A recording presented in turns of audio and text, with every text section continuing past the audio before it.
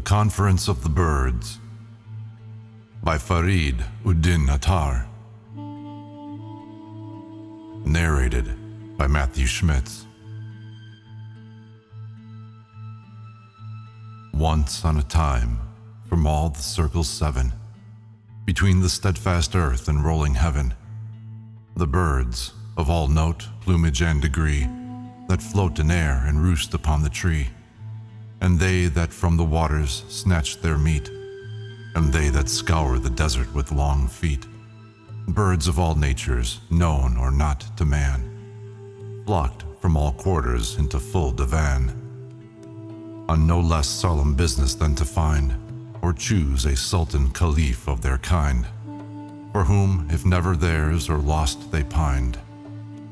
The snake had his, 'twas said, and so the beast, his lion lord, and man had his, at least, and that the birds who nearest were the skies, and went apparelled in its angel dyes, should be without under no better law than that which lost all other in the maw, dispersed without a bond of union, nay, or meeting to make each other's prey. This was the grievance, this solemn thing, on which the scattered commonwealth of wing, from all the four winds flying like to cloud, that met in blackened heaven and thunder loud, with sound of whirring wings and beaks that clashed, down like a torrent on the desert dashed, till by degrees the hubbub and pell-mell into some order and precedence fell, and some proclamation made of silence each, in special accent but in general speech, that all should understand as seemed him best, the congregation of all wings addressed. And first with heart so full as from his eyes ran weeping, uprose Tajidar the wise, the mystic mark upon whose bosom showed that he alone of all the birds the road had traveled, and the crown upon his head had reached the goal, and he stood forth and said, "O birds, by what authority divine, I speak, you know, by his authentic sign, and name emblazoned on my breast and bill, whose counsel I assist at and fulfill. That his behest I measured as he planned the spaces of the air and sea and land. I gauged the secret sources of the springs, from cloud to fish, the shadow of my wings, dreamed over sleeping deluge piloted, the blast that bore Suleiman's throne and led the cloud of birds that canopied his head, whose word I brought to Balkis and I shared, the counsel that with Asaph he prepared. And now you want a caliph, and I know him and his whereabout and how to go, and go alone I could and plead your cause, alone for all, but by the eternal laws, yourselves by toil and travel of your own, must for your old delinquency atone.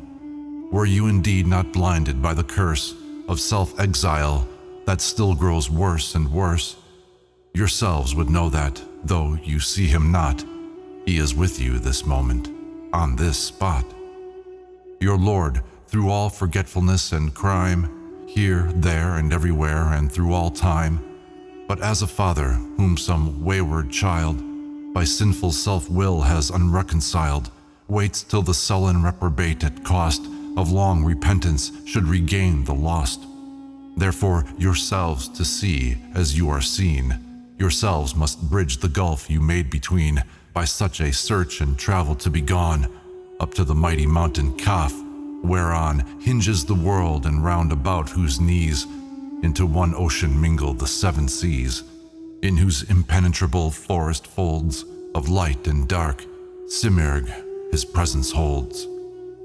Not to be reached, if to be reached at all, but by a road the stoutest might appall, of travel not of days or months, but years, lifelong perhaps, of dangers, doubts, and fears, as yet unheard of, sweat of blood and brain, interminable, often all in vain, and, if successful, no return again, a road whose very preparation scared the traveler who yet must be prepared, who then this travel to result would bring, needs both a lion's heart beneath his wing, and even more, a spirit purified of worldly passion, malice, lust, and pride, yea, even of worldly wisdom, which grows dim and dark the nearer it approaches him, who to the spirit's eye alone revealed by sacrifice of wisdom, self unsealed, without which none who reached the place could bear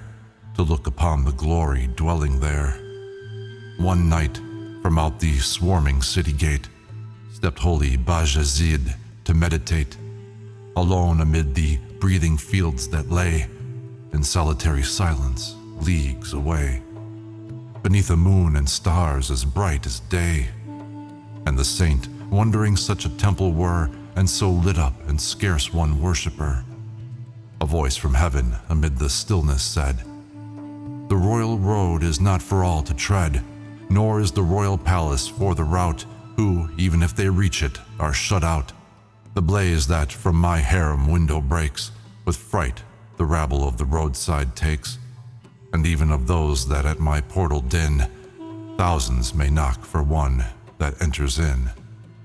Thus spoke the Tajidar, and the winged crowd that underneath his word in silence bowed, clapped acclamation, and their hearts and eyes were kindled by the firebrand of the wise. They felt their degradation, they believed the word that told them how to be retrieved, and in that glorious consummation one forgot the cost at which it must be done. They only longed to follow.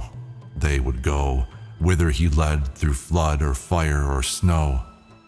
So cried the multitude, but some there were who listened with a cold, disdainful air, content with what they were, or grudging cost of time or travel that might all be lost. These, one by one, came forward and preferred unwise objection, which the wiser word, shot with direct reproof or subtly round, with argument and allegory wound. The pheasant first would know by what pretense the Tajidar to that preeminence was raised, a bird but for his lofty crest, and such the pheasant had, like all the rest, who answered, "By no virtue of my own, Suleiman chose me, but by his alone. Not by the gold and silver of my size, made mine, but the free largess of his eyes.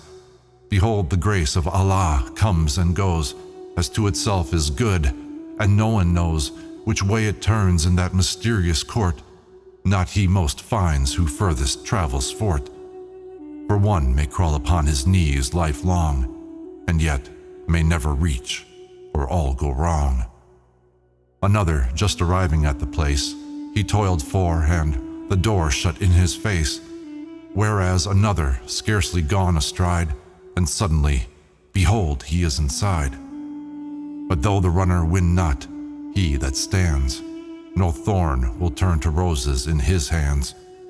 Each one must do his best and all endure, and all endeavor hoping but not sure.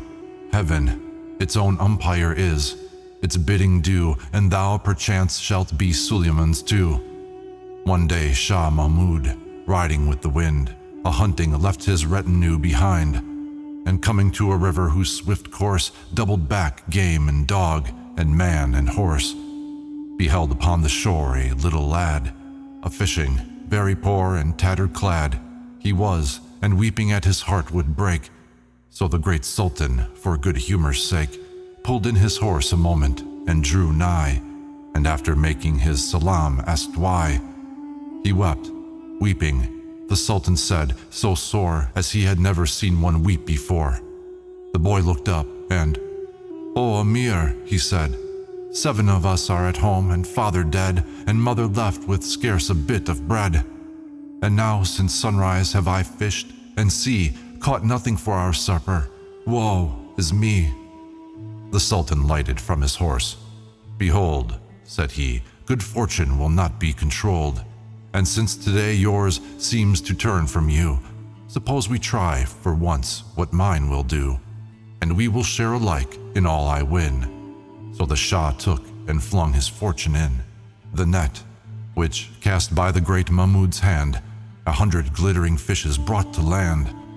The lad looked up in wonder, Mahmud smiled, and vaulted into saddle, but the child ran after. "Nay, Amir, but half the haul is yours by bargain." "Nay, today take all," the Sultan cried and shook his bridle free. "But mind, tomorrow all belongs to me."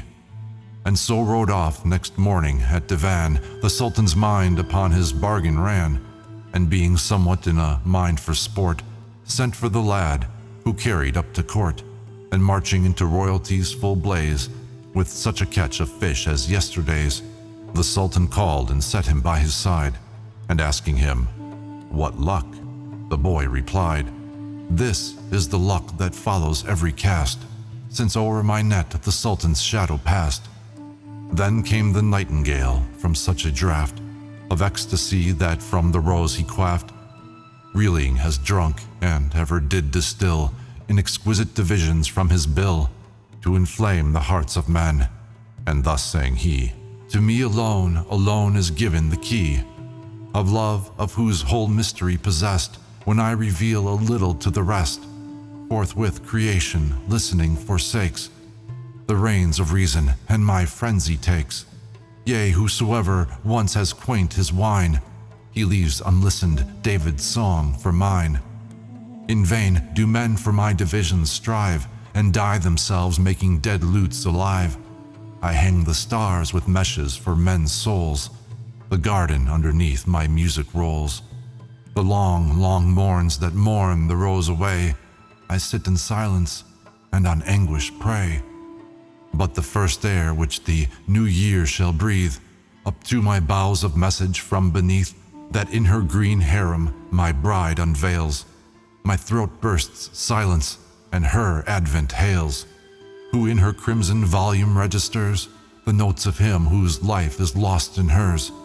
The rose I love and worship now is here, if dying, yet reviving year by year.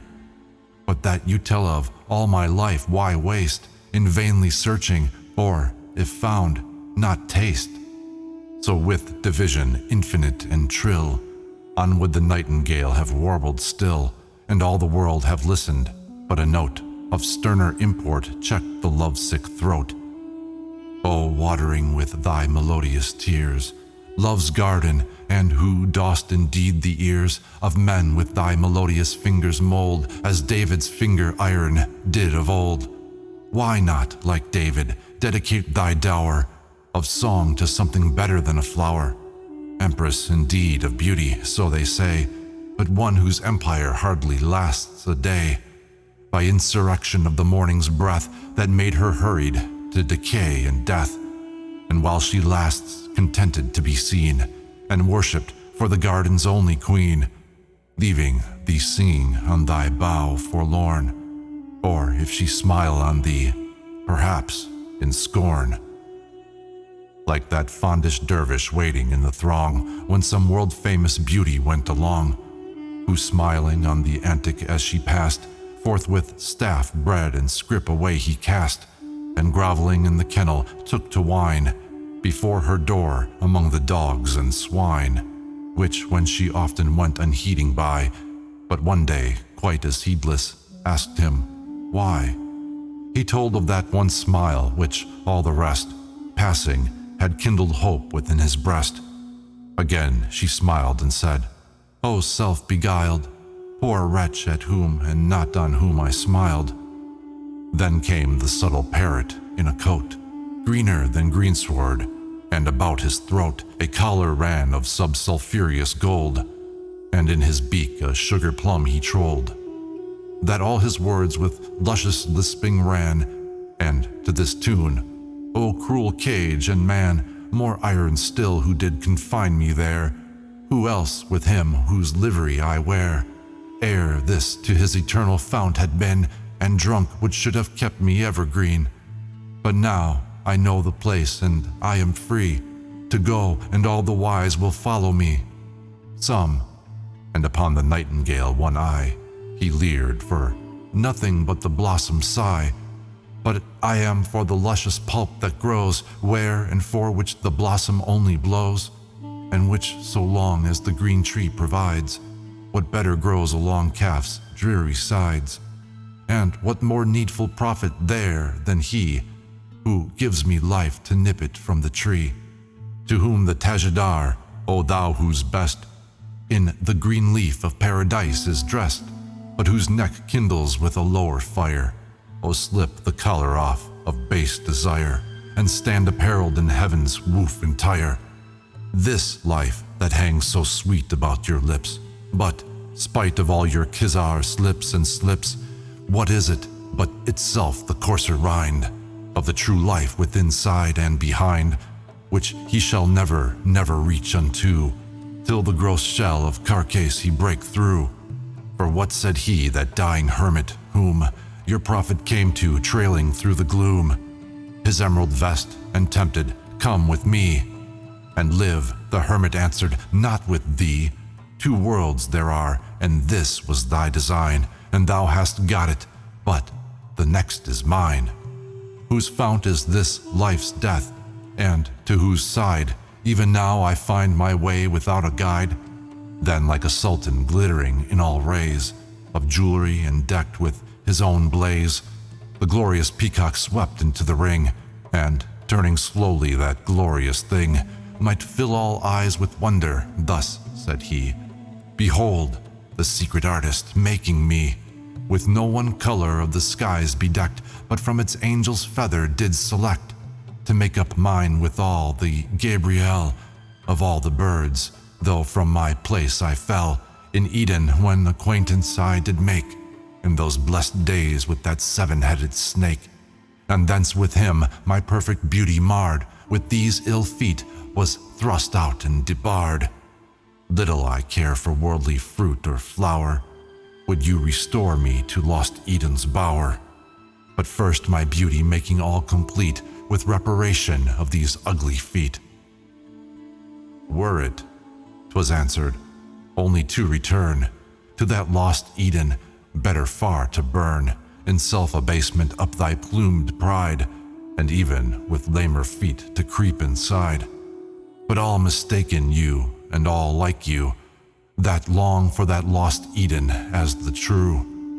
Fair as it was, still nothing but the shade, and out court of the majesty that made that which I point you toward, and which the king, I tell you of, broods over with his wing, with no deciduous leaf, but with the rose of spiritual beauty, smells and glows. No plot of earthly pleasance, but the whole true garden of the universal soul. For so creation's master jewel fell from that same Eden, loving which too well the work before the artist did prefer, and in the garden lost the gardener. Wherefore one day about the garden went a voice that found him in his false content, and like a bitter sorcerer of the north, shriveled the garden up and drove him forth into the wilderness, and so the eye of Eden closed on him, till by and by, then from a ruin where once concealed he lay, watching his buried gold and hating day, hooted the owl, "I tell you my delight is in the ruin and the dead of night, where I was born and where I love to wone, all my life long sitting on some cold stone, away from all your roistering companies, in some dark corner where a treasure lies, that, buried by some miser in the dark, speaks up to me at midnight like a spark, and o'er it, like a talisman I brood, companion of the serpent and the toad. What need of other sovereign, having found, and keeping as in poison underground, one before whom all other kings bow down, and with his glittering heel their foreheads crown? He that a miser lives and miser dies, at the last day what figure shall rise? A fellow all his life lived hoarding gold, and dying, hoarded left it, and behold, one night his son saw peering through the house a man, with yet the semblance of a mouse, watching a crevice in the wall, and cried, "My father?" "Yes," the Mussulman replied, "thy father. But why watching thus? for fear lest any smell my treasure buried here. But wherefore, sir, so metamousified? Because, my son, such is the true outside of the inner soul by which I lived and died. Aye, said the partridge with his foot and bill, crimson with raking rubies from the hill, and clattering his spurs wherewith the ground I stab, said he, for rubies that, when found, I swallow, which, as soon as swallowed, turn to sparks which, though my beak and eyes do burn. Gold, as you say, is but dull metal dead, and hanging on the hoarder's soul like lead. But rubies that have blood within, and grown and nourished in the mountain heart of stone, burn with an inward light which they inspire, and make their owners lords of their desire. Doom the Tajidar, as idly sold to the quick pebble as the drowsy gold, as dead when sleeping in their mountain mine, as dangerous to him who makes them shine. Slavish indeed to do their lord's commands, and slave-like aptest to escape his hands, and serve a second master like the first, and working all their wonders for the worst. Never was jewel, after or before, like that Suleiman for a signet wore, whereby one ruby, weighing scarce a grain, did sea and land and all therein constrain. Yea, even the winds of heaven made the fierce east bear his league-wide pavilion like a beast. Whether he would, yea, the gold angel held his subject, and the lower fiend compelled, till looking round about him in his pride, he overtaxed the fountain that supplied, praying that after him no son of clay should ever touch his glory. And one day, Almighty God his jewel stole away, and gave it to the div, who, with the ring, wore also the resemblance of the king. And so 40 days played such a game as blots Suleiman's 40 years with shame. Then the Shah falcon, tossing up his head, blink-hooded as it was, behold, he said, I am the chosen comrade of the king, and perch upon the fist that wears the ring. Born, bred, and nourished in the royal court, I take the royal name and make the sport. And if strict discipline I undergo, and half my life am blinded, be it so, because the Shah's companion ill may brook on aught save royal company to look.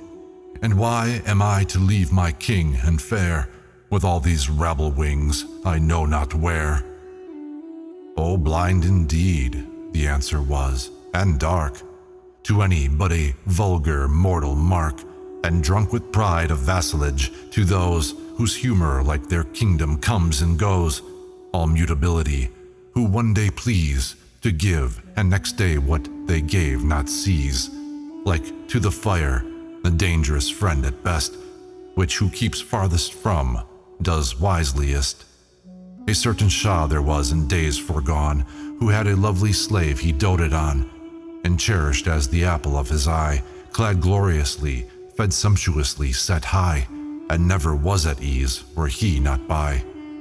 Who yet, for all this sunshine, day by day, was seen to wither like a flower away, which, when observing one without the veil of favor, asked the favorite, why so pale and sad? Thus sadly answered the poor thing, no sun that rises sets until the king, whose archery is famous among men, aims at an apple on my head, and when the stricken apple splits, and those who stand around cry, lo, the Shah's unerring hand, then he too laughing asks me why so pale, and sorrowsome as could the sultan fail, who's such a master of the bow confessed, and aiming by the head that he loves best.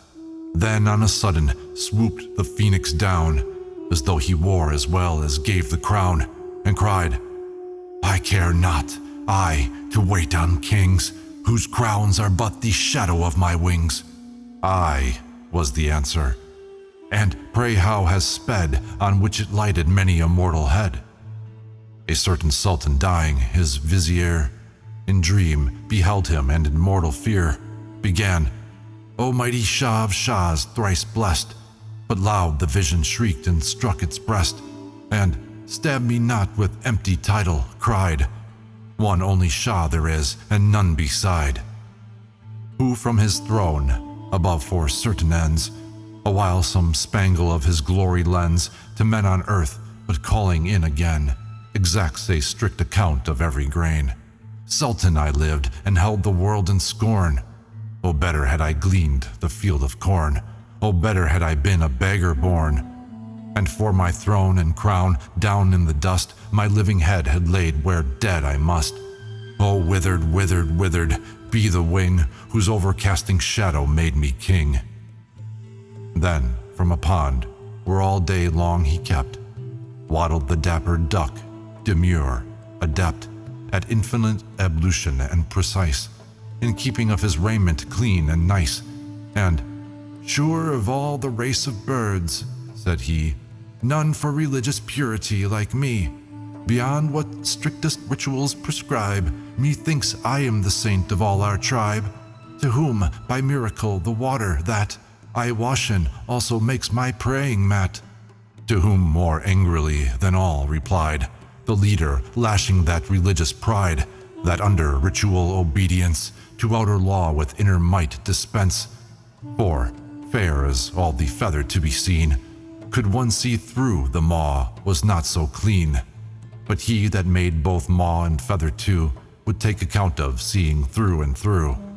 A Shah returning to his capital, his subjects dressed it forth in festival, thronging with acclamation square and street, and kneeling flung before his horse's feet, jewel and gold, all which with scarce an eye the Sultan superciliously rode by, till coming to the public prison, they, who dwelt within those grisly walls by way of welcome having neither pearl nor gold, over the wall chopped head and carcass rolled, some almost parched to mummy with the sun, some wet with execution that day done, at which grim compliment at last the Shah drew bridle, and amid a wild hurrah of savage recognition smiling through silver and gold among the wretched crew, and so rode forward, whereat of his train, one wondering that while others sued in vain, with costly gifts which carelessly he passed, but smiled at ghastly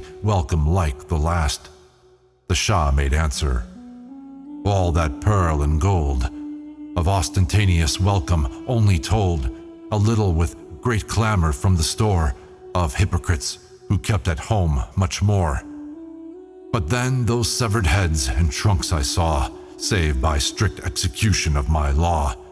They had not parted company, not one, but told my will, not talked about, but done. Then from a wood was heard unseen to coo the ringdove, Yusuf, Yusuf, Yusuf, you. For thus her sorrow broke her note in twain, and, just where broken, took it up again. Suf, Yusuf, Yusuf, Yusuf. But one note, which still repeating she made hoarse her throat, till checked. O you, who with your idle sighs block up the road of better enterprise, sham sorrow all, or bad is sham if true, when once the better thing is come to do. Beware lest wailing thus you meet his doom, who all too long his darling wept, from whom you draw the very name you so hold dear, and which the world is somewhat tired to hear. When Yusuf from his father's home was torn, the patriarch's heart was utterly forlorn, and, like a pipe, with but one stop, his tongue, with nothing but the name of Yusuf rung. Then down from heaven's branches flew the bird of heaven, and said, God wearies of that word. Hast thou naught else to do or else to say? So Jacob's lips were sealed from that day. But one night in a vision far away, his darling in some alien field he saw, binding the chafe, and what between the awe of God's displeasure and the bitter pass of passionate affection sighed, alas, and stopped, but with the morning sword of flame that opened his eye, the sterner angels came. For the forbidden word not uttered by thy lips was yet sequestered in that sigh, and the right passion whose excess was wrong blinded the aged eyes that wept too long. And after these came others, arguing, inquiring, and excusing some one thing, and some another endless to repeat. but in the main, sloth, folly, or deceit. Their souls were to the vulgar figure cast, of earthly victual, not of heavenly fast. At last one smaller bird, of a rare kind, of modest plume and unpresumptuous mind, whispered, "O Tajidar, we know indeed how thou both knowest and wouldst help our need. For thou art wise and holy, and hast been behind the veil, and there the presence seen. But we are weak and vain, with little care, beyond our yearly nests and daily fare. How should we reach the mountain? And if there, how get so great a prince to hear our prayer? For there, you say, dwells the Simurgh alone, in glory like Suleiman on his throne, and we but pishmeers at his feet. Can he, such puny creatures, stoop to hear or see, or hearing, seeing, own us unakin, as he to folly, woe, and death and sin?" To whom the Tajidar, whose voice for those bewildered ones to full compassion rose, "O lost, so long in exile, you disclaim the very fount of being whence you came, cannot be parted from, and, will or no, whether for good or evil, must reflow. For look, the shadows into which the light of his pure essence down by infinite gradation dwindles, which at random play through space and shape indefinite, one ray of his creative will in two defined. Creation quickens, we that swim the wind, and they the flood below, and man and beast that walk between from lion to the least. Pishmir that creeps along Suleiman's wall, yea, that in which they swim, fly, walk, and crawl. However near the fountain light, so far removed, yet his authentic shadows are. Dead matter's self, but the dark residue, exterminating glory, dwindles too. A mystery too fearful in the crowd, to utter scarcely to thyself aloud, but when in solitary watch and prayer, considered and religiously beware, lest thou the copy with the type confound, and deity with deity drowned. For as pure water into purer wine, incorporating shall itself reline, while the dull drug lies half resolved below. With him and with his shadows is it so. The baser forms, to whatsoever change, subject, still vary through their lower range, to which the higher even shall decay, that, letting ooze their better part away. For things of sense and matter, in the end, shall merge into the clay to which they tend, unlike to him who, straining through the bond of outward being for a life beyond, while the gross worldling to his center clings, that draws him deeper in exulting springs, to merge him in the central soul of things. And shall not he pass home with other zest, who with full knowledge yearns for such a rest, than he who with his better self at strife drags on the weary exile called this life? One, like a child with outstretched arms and face upturned, anticipates his sire's embrace. The other crouching like a guilty slave, till flogged to punishment across the grave, and, knowing that his glory ill can bear the unpurged eye, do thou thy breast prepare. And the mysterious mirror he set there, to temper his reflected image in, clear of distortion, doubleness, and sin. And in thy conscience, understanding this, the double only seems, but the one is. Thyself to self-annihilation give, that this false two in that true one may live. For this I say, if, looking in thy heart, thou for self-whole mistake thy shadow part, that shadow part indeed into the sun shall melt, but senseless of its union. But in that mirror, if with purged eyes thy shadow thou for shadow recognize, then shalt thou back into thy center fall, a conscious ray of that eternal all. He ceased, and for a while amazement quelled the host, and in the chain of silence held a mystery so awful who would dare, so glorious who would not wish to share. So silence brooded on the feathered folk, till here and there a timid murmur broke from some too poor in honest confidence, and then from others of too much pretense, whom both, as each unduly hoped or feared, the Tajidar in answer checked or cheered. Some said their hearts were good indeed to go the way he pointed out, but they were slow of comprehension and scarce understood their present evil or the promised good, and so, though willing to do all they could, must not they fall short or go wholly wrong on such mysterious errand, and so long, whom the wise leader did but do their best, in hope and faith, and leave him to the rest.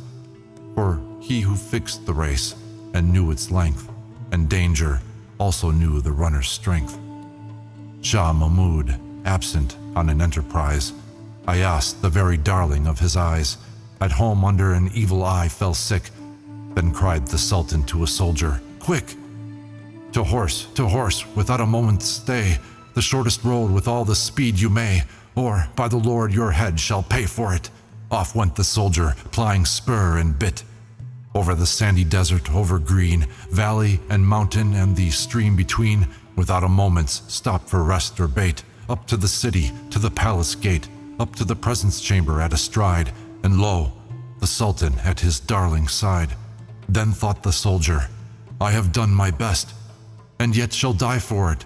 The Sultan guessed his thought and smiled, "Indeed, your best you did. The nearest road you knew, and well you rid, and if I knew a shorter, my excess of knowledge does but justify thy less." And then, with drooping crest and feather came, others bowed down with penitence and shame. They longed indeed to go, but how begin?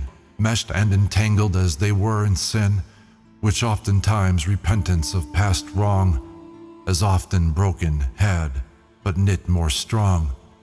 Whom the wise leader bid be of good cheer, and, conscious of the fault, dismissed the fear, nor at the very entrance of the fray their weapon, even if broken, fling away. Since mercy on the broken branch anew would blossom were but each repentance true. For did not God his prophet take to task?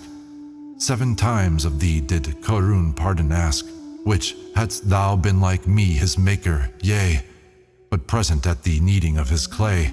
With those twain elements of hell and heaven, one prayer had won what thou deniest to 7.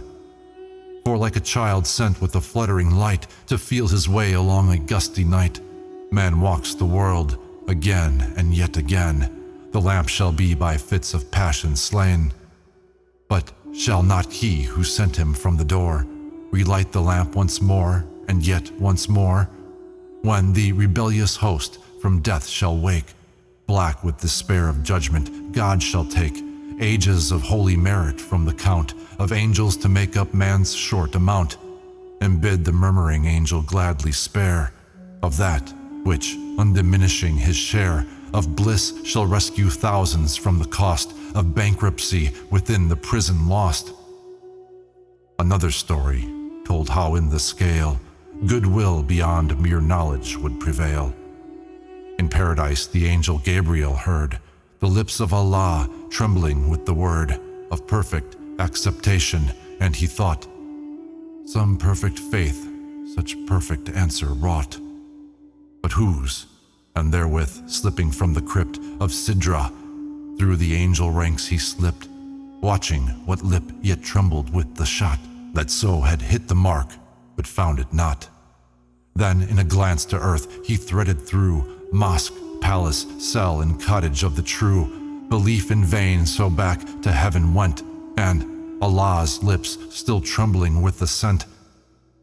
Then the tenacious angel once again threaded the ranks of heaven and earth in vain, till once again returned to paradise. There, looking into God's, the angel's eyes, beheld the prayer that brought that benison, rising like incense from the lips of one who to an idol bowed, as best he knew, under that false god worshipping the true.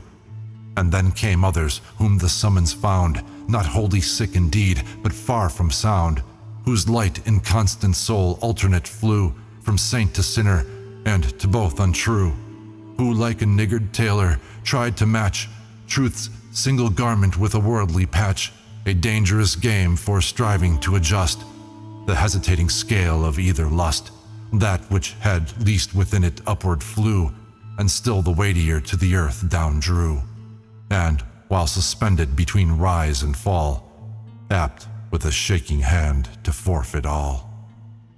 There was a queen of Egypt, like the bride, of night, full moon-faced and canopus-eyed, whom one among the meanest of her crowd loved, and she knew it, for he loved aloud, and sent for him and said, "Thou lovest thy queen, now therefore thou hast this to choose between. Fly for thy life, or for this one night wed thy queen, and with the sunrise lose thy head." He paused, he turned to fly, she struck him dead. For had he truly loved his queen, said she, he would at once have given his life for me, and life and wife had carried, but he lied, and loving only life has justly died. And then came one who, having cleared his throat, with sanctimonious sweetness in his note, thus lisped, "Behold, I languish from the first, with passionate and unrequited thirst of love for more than any mortal bird. Therefore have I withdrawn me from the herd, to pine in solitude, but thou at last hast drawn a line across the dreary past, and sure I am, by foretaste, that the wine I longed for, and thou tellest of, shall be mine." But he was sternly checked. "I tell thee this, such boast is no assurance of such bliss. Thou canst not even fill the sail of prayer, unless from him breathe that authentic air, that shall lift up the curtain that divides his lover from the harem where he hides. And the fulfillment of thy vows must be, not from thy love for him, but his for thee." The third night after Bajazid had died, one saw him in a dream at his bedside, and said, "Thou Bajazid, tell me, O peer, how fared it there with Munkar and Nakir?"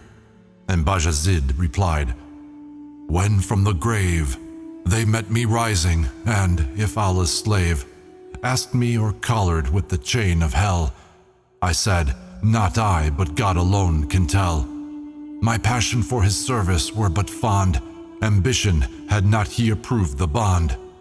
Had he not round my neck the collar thrown, and told me in the number of his own, and that he only knew what signifies 100 years of prayer if none replies." "But," said another, "then shall none the seal of acceptation on his forehead feel, ere the grave yield them on the other side, where all is settled." But the chief replied, "Enough for us to know that who is meet shall enter with the unproved feet, even as he might upon the waters walk, the presence room and in the presence talk, with such unbridled license as shall seem to the uninitiated to blaspheme." Just as another Holy Spirit fled, the skies above him burst into a bed of angels looking down and singing clear, "Nightingale, nightingale, thy rose is here." And yet the door wide opened to that bliss, as some hot lover slights a scanty kiss. The saint cried, "All I sighed for come to this? I, who lifelong have struggled, Lord, to be not of thy angels one, but one with thee." Others were sure that all he said was true. They were extremely wicked, that they knew, and much they longed to go at once, but some, they said, so unexpectedly had come, leaving their nests half built, in bad repair, with children in themselves about to pair. Might he not choose a better season, nay, better perhaps a year or two's delay, till all was settled and themselves more stout, and strong to carry their repentance out, and then the same or like excuse, with hardened heart and resolution loose, with dallying and old age itself engaged, still to shirk that which shirking we have aged. And so with self-delusion, till too late, death upon all repentance shuts the gate, or some fierce blow compels the way to choose, and forced repentance half its virtue lose. As of an aged Indian king they tell, who, when his empire with his army fell, under young Mahmud's sword of wrath was sent, at sunset to the conqueror in his tent. But ere the old king's silver head could reach, the ground was lifted up with kindly speech, and with so holy mercy reassured that after due persuasion he abjured his idols, sate upon Mahmud's divan, and took the name and faith of Musulman. But when the night fell in his tent alone, the poor old king was heard to weep and groan, and smite his bosom, which when Mahmud knew, he went to him and said, "Lo, if thou rue thy lost dominion, thou shalt wear the ring of thrice as large a realm." But the dark king still wept, and ashes on his forehead threw, and cried, "Not for my kingdom lost I rue, but thinking how at the last day will stand the prophet with the volume in his hand, and ask of me, how wast that in thy day of glory thou didst turn from me and slay my people, but soon as thy infidel before my true believers' army fell, like corn before the reaper thou didst own his sword who scoutedst me, of seed so sown, what profitable harvest should be grown." Then after cheering others who delayed, not of the road but of themselves afraid, the Tajidar, the troop of those addressed, whose uncomplying attitude confessed their souls entangled in the old deceit, and hankering still after forbidden meat. "O ye who so long feeding on the husk, forego the fruit and doting on the dusk of the false dawn, are blinded to the true, that in the maiden of this world pursue. The golden ball which, driven to the goal, wins the world's game but loses your own soul. Or like to children after bubbles run, that still elude your fingers, or, if one, burst in derision at your touch, all thin, glitter without, and empty wind within. So as a prosperous worldling on the bed of death, behold, I am as one, he said, who all my life long have been measuring wind, and, dying now, leave even that behind. This world's a nest in which the cockatrice is warmed and hatched of vanity and vice, a false bazaar whose wares are all a lie, or never worth the price at which you buy. A many-headed monster that, supplied, the faster is unsatisfied. So as one, hearing a rich fool one day, to God for yet one other blessing pray, bid him no longer bounteous heaven tire, for life to feed, but death to quench the fire. And what are all the vanities and wiles, in which the false world decks herself and smiles, to draw men down into her harlot lap, lusts of the flesh that soul and body sap, and melting soul down into carnal lust, even that for which 'tis sacrificed disgust, or lust of worldly glory, hollow more than the drum beaten at the Sultan's door, and fluctuating with the breath of man, as the vain banner flapping in the van.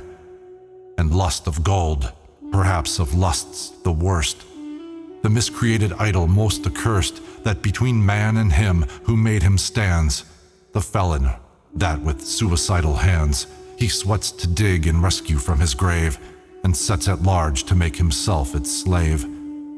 For lo, to what worse than oblivion gone are some the cozening world most doted on. Pharaoh tried glory, and his chariots drowned. Karun, with all his gold, went underground. Down toppled Nembroth with his airy stare. Shaddad among his roses lived, but where? And as the world upon her victims feeds, so she herself goes down the way she leads, for all her false allurements are the threads the spider from her entrail spins and spreads for home and hunting ground, and by darts at due signal on the tangled fly, seizes, diswings and drains the life, and leaves the swinging carcass, and forthwith reweaves her web, each victim adding to the store of poisoned entrail to entangle more. And so she bloats in glory, till one day the master of the house passing that way perceives, and with one flourish of his broom, of web and fly and spider clears the room. Behold, dropped through the gate of mortal birth, the knightly soul alights from heaven on earth, begins his race, but scarce the saddle feels, when a foul imp up from the distance steals, and double as he will about his heels. Closer and ever closer circling creeps, then, half invited on the saddle leaps, cling round the rider, and, once there, in vain, the strongest strives to thrust him off again. In childhood just peeps up the blade of ill, that youth to lust rears, fury and self-will. And as man cools to sensual desire, ambition catches with as fierce a fire, until old age sends him with one last lust of gold to keep it where he found, in dust. Life at both ends, so feeble and constrained, how should that imp of sin be slain or chained? And woe to him who feeds the hateful beast, that of his feeder makes an after feast. We know the wolf by stratagem and force can hunt the tiger down, but what resource against the plague we heedless hatch within, then growing, pamper into full-blown sin, with the soul's self, even as the wise man said, feeding the very devil with God's own bread, until the Lord, his largus misapplied, resent and drive us wholly from his side. For should the greyhound whom a sultan fed, and by a jeweled string a hunting led, turn by the way to gnaw some nasty thing, and snarl at him who twitched the silken string, would not his lord soon weary of dispute, and turn adrift the incorrigible brute? Nay, would one follow, and without a chain, the only master truly worth the pain, one must beware lest, growing ever fond of even life's more consecrated bond, we clog our footsteps to the world beyond. Like that old Arab chieftain who confessed his soul by two darling things possessed, that only son of his, and that one colt, descended from the prophet's thunderbolt. And I might well bestow the last, he said, on him who brought me word the boy was dead. And if so vain the glittering fish we get, how doubly vain to dote upon the net, called life that draws them patching up this thin tissue of breathing out and breathing in, and so by husbanding each wretched thread, spin out death's very terror that we dread. For as the raindrop from the sphere of God dropped for a while into the mortal clod, so little makes of its allotted time back to its heaven itself to re-sublime. But it that serves to saturate its clay with bitterness that will not pass away. One day the prophet on a river bank, dipping his lips into the channel, drank a draught as sweet as honey. Then there came one who an earthen pitcher from the same drew up and drank, and after some short stay, under the shadow rose and went his way, leaving his earthen bowl, in which anew thirsting the prophet from the river drew, and drank from, but the water that came up, sweet from the stream, drank bitter from the cup. At which the prophet, in a still surprise, for answer turning up to heaven his eyes, the vessel's earthen lips with answer ran, the clay that I am made of once was man, who dying and resolved into the same obliterated earth from which he came, was for the potter dug and chased in turn, through long vicissitude of bowl and urn. But howsoever molded, still the pain of that first mortal anguish would retain, and cast and recast for 1,000 years, would turn the sweetest water into tears. And after death, that shirk it as we may, will come, and with it bring its after day.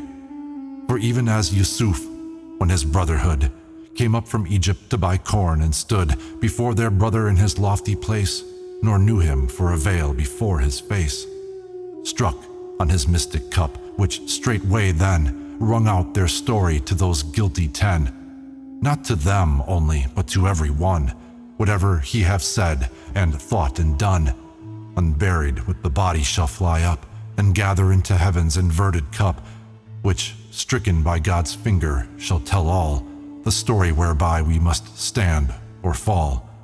And though we walk this world as if behind there were no judgment or the judge half blind, beware, for he with whom we have to do outsees the lynx, outlives the phoenix too.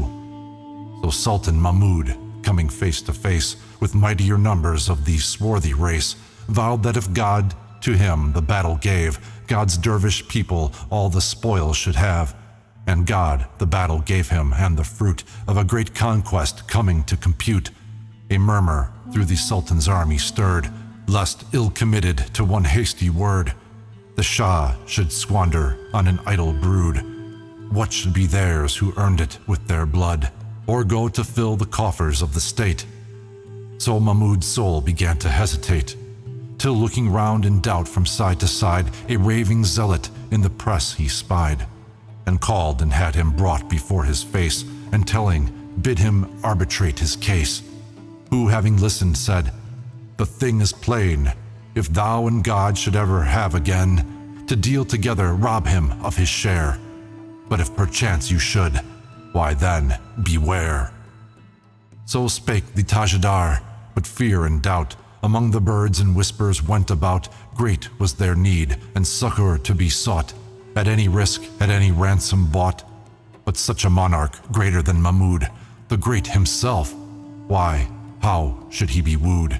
To listen to them, they too have come, oh so suddenly and unprepared from home, with any gold or jewel or rich thing, to carry with them to so great a king. Poor creatures, with the old and carnal blind, spite of all said so thick upon the mind, devising how they might ingratiate access as to some earthly potentate.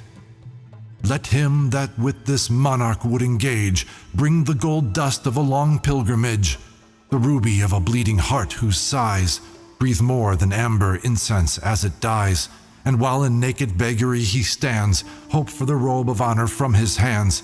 And, as no gift this sovereign receives, save the mere soul and self of him who gives, so let that soul for other none reward. Look then the presence of its sovereign Lord.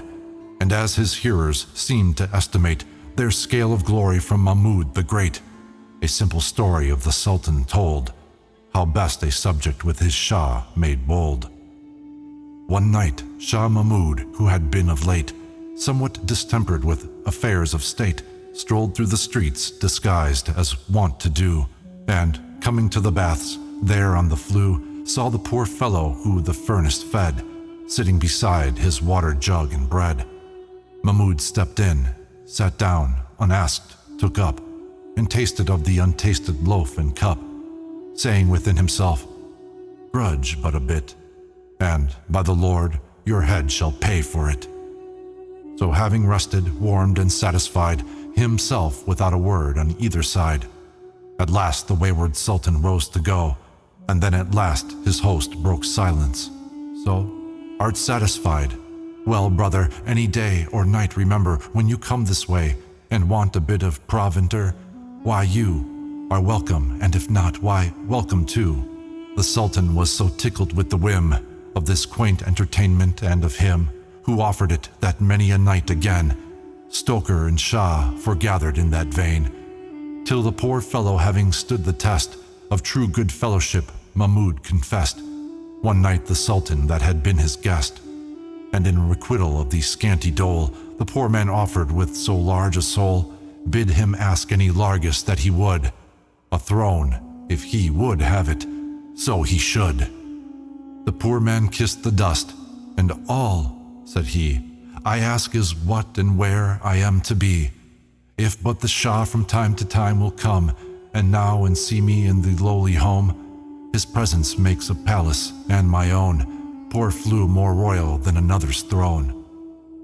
So said the cheery tale, and as they heard, again the heart beneath the feather stirred, again forgot the danger and the woes of the long travel in its glorious close.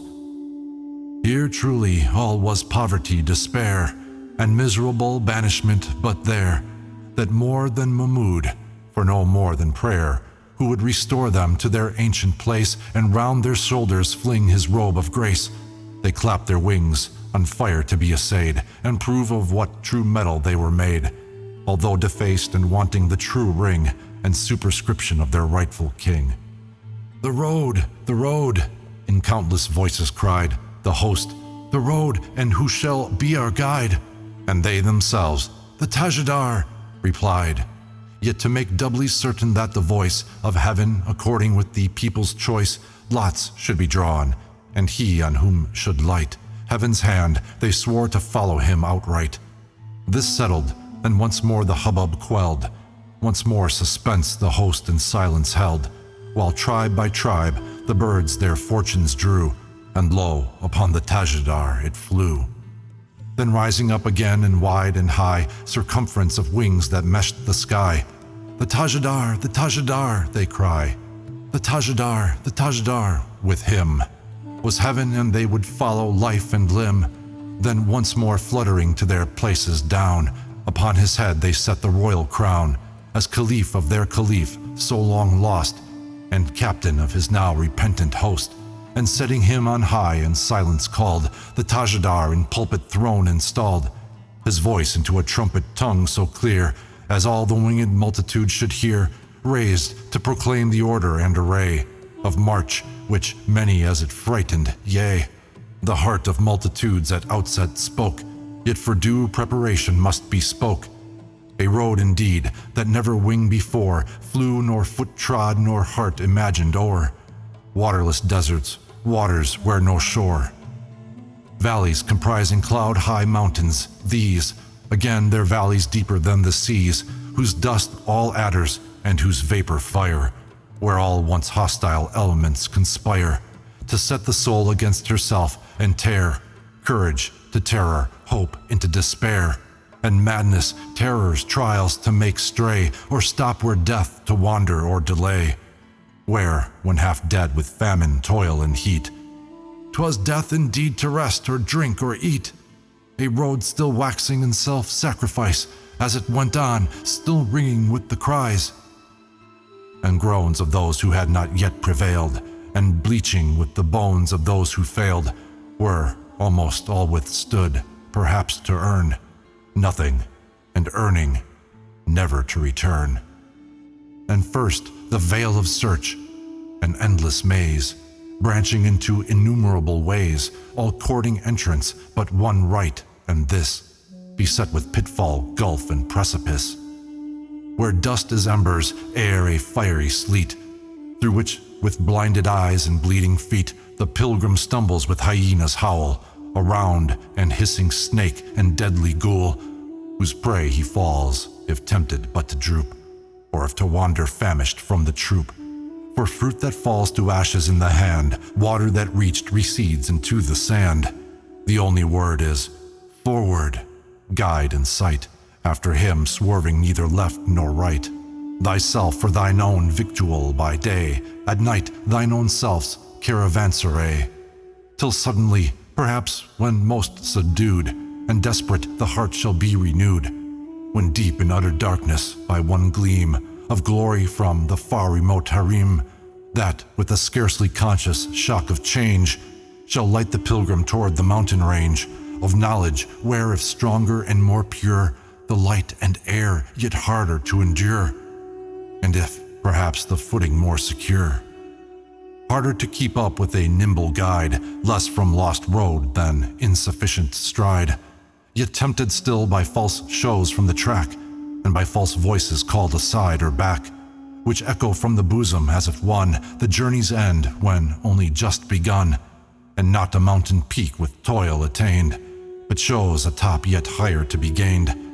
Wherefore, still forward, forward, love that fired thee first to speech, by search so re-inspired, as that the spirit shall the carnal load burn up and double wing thee on the road, that wert thou knocking at the very door of heaven, thou still wouldst cry for more, more, more, till loom in sight Kaf's mountain peak a shroud, in mist uncertain yet mountain or cloud. But where the pilgrim gins to hear the tide of that one sea in which these seven subside, and not the seven seas only, but the seven, and self-enfolded spheres of earth and heaven, yea, the two worlds that now as pictures sleep upon its surface, but when once the deep, from its long slumber, gins to heave and sway, under the tempest shall be swept away, with all their phases and phenomena, not senseless matter only, but combined with life in all varieties of kind, yea, even the abstract forms that space and time men call, and weal and woe, virtue and crime, and all the several creeds like those who fell before them, Mussulman and infidel, shall from the face of being melt away, cancelled and swept as dreams before the day, So hast thou seen the astrologer prepare his mystic table smooth of sand, and there inscribe his mystic figures, square and trine, circle and pentagram and heavenly sign, of star and planet from whose set and rise, meeting and difference he prophesies, and having done it with his finger clean, obliterates as never they had been. Such as when reached the table land of one, and wonder, blazing with so fierce a sun, of unity that blinds while it reveals the universe that to a point congeals, so stunned with utter revelation reels. The pilgrim, when that double seeming house, against whose beams he long had chafed his brows, crumbles and cracks before that sea, whose near and nearer voice now overwhelms his ear, till blinded, deafened, maddened, drunk without doubt of all within himself as all without. Nay, whether a without there be or not, or a within that doubts, and if, then what? Even so shall the bewildered pilgrim seem, when nearest waking deepliest in dream, and darkest next to dawn, and lost what had, when all is found, and just when sane quite mad, as one that having found the key once more, returns, and lo, he cannot find the door.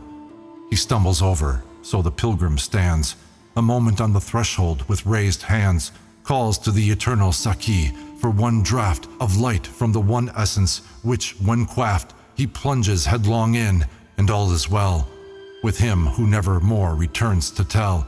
Such being, then the race, and such the goal. Judge if you must, not body, both and soul.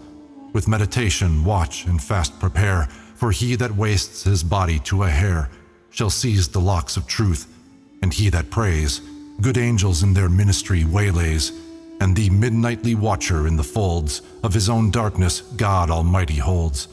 He that would prosper here must from him strip the world and take the dervish gown and scrip, and as he goes must gather from all sides irrelevant ambitions, lusts and prides, glory and gold and sensual desire, whereof to build the fundamental pyre of self-annihilation, and cast in all old relations and regards of kin and country, and the pile with this perplexed world platformed from the fables of the next, raise it toward culmination with the torn rags and integuments of creeds outworn, and top the giddy summit with the scroll of reason that in dingy smoke shall roll over the true self-sacrifice of soul.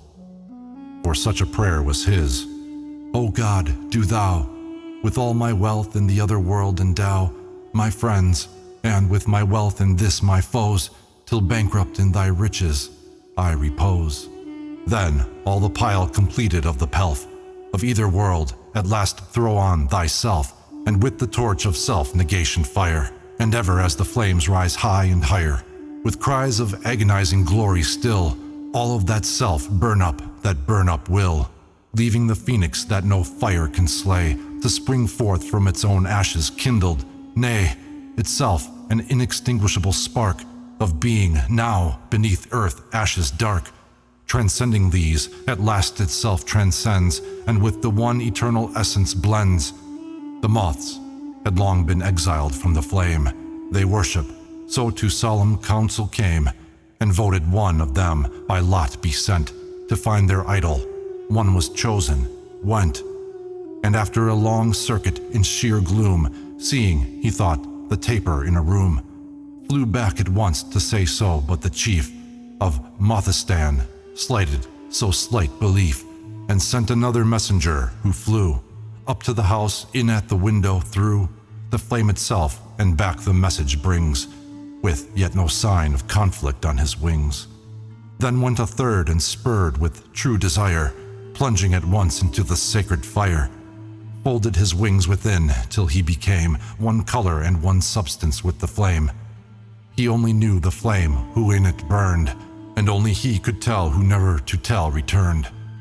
After declaring what of this declared must be, that all who went should be prepared, from his high station ceased the Tajidar, and lo, the terrors that, when told afar, seemed but as shadows of a noonday sun, now that the talked of thing was to be done, lengthening into those of closing day, strode into utter darkness and dismay, like night on the hushed sea of feathers lay.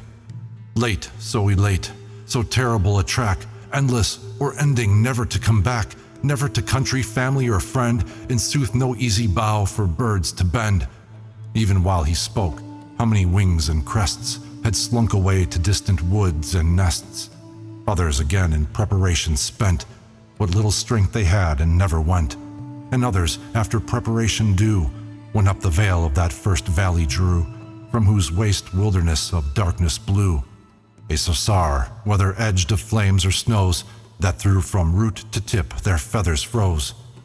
Up went a multitude that overhead a moment darkened, then on all sides fled, dwindling the world assembled caravan to less than half the number that began.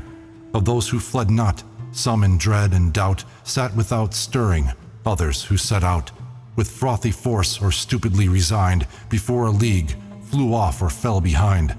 And howsoever the more brave and strong in courage, wing, or wisdom pushed along, yet league by league the road was thicklier spread by the fast falling foliage of the dead. Some spent with travel over wave and ground, scorched, frozen, dead for draught or drinking drowned, famished or poisoned with the food when found. By weariness or hunger or affright, seduced to stop or stray, become the bite of tiger howling round, or hissing snake, or crocodile that eyed them from the lake, or raving mad, or in despair self-slain, or slaying one another for a grain. Till of the mighty host that fledged the dome of heaven and floor of earth on leaving home, a handful reached and scrambled up the knees of Kaf, whose feet dip in the seven seas. And of the few that up his forest sides of light and darkness where the presence hides, but 30 desperate draggled things, half dead with scarce a feather on their wings, stunned, blinded, deafened with the crash and craze of rock and sea collapsing in a blaze that struck the sun to cinder and fell upon the threshold of the everlasting one, with but enough of life in each to cry on that which all absorbed. And suddenly forth flashed a winged harbinger of flame and tongue of fire, and who and whence they came and why demanded, and the Tajidar for all the 30 answered him, we are those fractions of the sum of being far dispent and foul disfigured that once more strike for admission at the treasury door. To whom the angel answered, know ye not that he you seek recks little who or what? Of quantity and kind, himself the fount of being universal needs no count of all the drops overflowing from his urn, in what degree they issue or return. Then cried the spokesman, be it even so, let us but see the fount from which we flow, and seeing lose ourselves therein, and lo, before the word was uttered, or the tongue, a fire replied or portal open flung, they were within.